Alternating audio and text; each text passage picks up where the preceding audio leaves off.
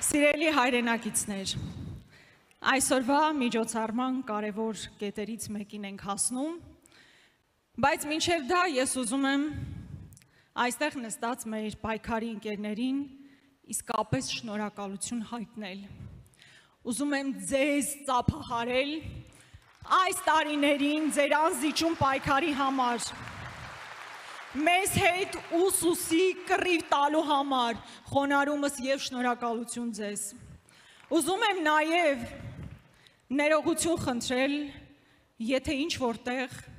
հուսահատեցրել ենք, չենք արդարացրել ձեր վստահությունը,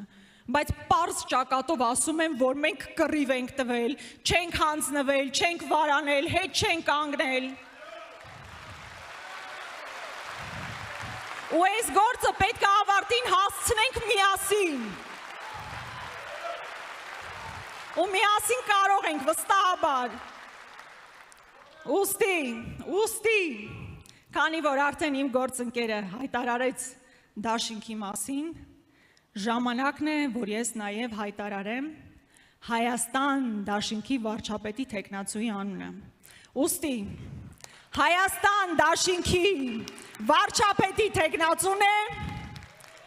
Արցախի հանրապետության առաջին նախագահ, Հայաստանի հանրապետության երկրորդ նախագահ Ռոբերտ Քոչարյան։